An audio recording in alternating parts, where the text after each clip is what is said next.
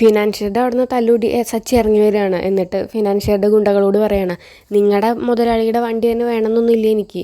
ഞാൻ നിങ്ങളെപ്പോലെ പിച്ചച്ചട്ടിയിൽ കൈയിട്ട് വാരിയിട്ടല്ല ജീവിക്കുന്നത്.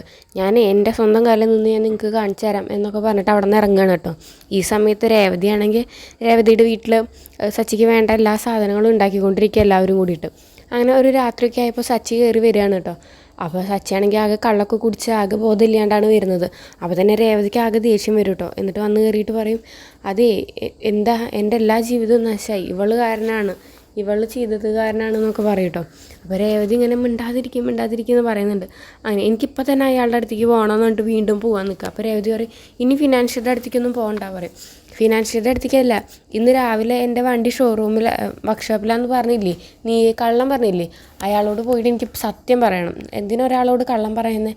അയാളൊരു പാവം മനുഷ്യനാണ്, എനിക്ക് പോകണമെന്ന് പറഞ്ഞിട്ട് സച്ചി വീടിന് പുറത്തേക്ക് ഇറങ്ങുകയാണ് കേട്ടോ. അപ്പോൾ ഇവർ 4 പേരും സച്ചിയുടെ പിന്നാലെ പോകുന്നുണ്ട് പിടിക്കാൻ വേണ്ടിയിട്ട്. സച്ചിയാണെങ്കിൽ നിൽക്കുന്നില്ല, ഇവരെ പിടിക്കുമ്പോഴത്തേനും അവിടെ നിന്ന് വഴുതി അങ്ങനെ അയാളുടെ വീടിൻ്റെ ഗേറ്റുമ്പോൾ പോയി തട്ടുകയാണ്. അപ്പോൾ തട്ടിയിട്ട് പുറത്തൊന്നും ആരും ഇല്ലാത്ത അങ്ങനെ അവരാരും വന്നില്ല.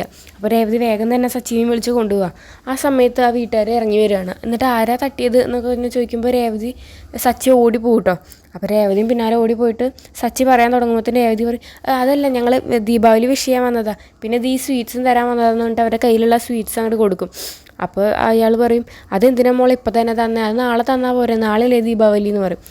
അല്ലല്ല, ഇത് നാളെ ആകുമ്പോഴത്തേനും നാളെ തന്നാൽ പോരെ എന്ന് ചോദിക്കുമ്പോൾ രേവതി പറയും, നാളെ തന്നാൽ ഇത് നാശമാവുള്ളൂ, ഇപ്പം തന്നെ കഴിച്ചോ അങ്കിൾ എന്ന് പറഞ്ഞിട്ട് വേഗം സച്ചിനെ വിളിച്ചിട്ട് അവിടെ നിന്ന് പോവുക കേട്ടോ. അങ്ങനെ വീടിൻ്റെ ഉള്ളിലേക്ക് കയറിയതിന് ശേഷം സച്ചിനെ വേഗം തന്നെ ഭക്ഷണം കഴിക്കുന്നിടത്ത് കൊണ്ടിരുത്താണ്. അപ്പോൾ അവിടെ ഇരുന്നിട്ട് സച്ചി ഇങ്ങനെ ഉറക്കം തൂങ്ങുന്നുണ്ട്. അപ്പോൾ എല്ലാം വിളമ്പി കൊടുത്തതിന് ശേഷം അമ്മ പറയാണ്, മോനെ കഴിക്കും മോനെ പറയും. അപ്പോൾ സച്ചി ചോദിക്കും, ആൻറ്റി അമ്മ പറയും, രേവതി ചെയ്തത് തെറ്റല്ലേ, രേവതി കാരണം എൻ്റെ അച്ഛൻ ലോക്കപ്പിൽ കിടന്നു, എൻ്റെ കാറ് പോയി, എല്ലാം നഷ്ടപ്പെട്ടു എനിക്ക്, ഇവള് ചെയ്തത് തെറ്റല്ലേ ചോദിക്കുമ്പോൾ രേവതിയുടെ അമ്മ പറയും, തെറ്റാണ് മോനെ, അമ്മ പറഞ്ഞതാണ് ശരി, അമ്മയ്ക്ക് എല്ലാം അറിയാം, അമ്മ പിള്ളേനൊന്ന് പറഞ്ഞ് ഉപദേശിച്ച് കൊടുക്കുക എന്നൊക്കെ പറഞ്ഞിട്ട് ഇങ്ങനെ പറയും കേട്ടോ.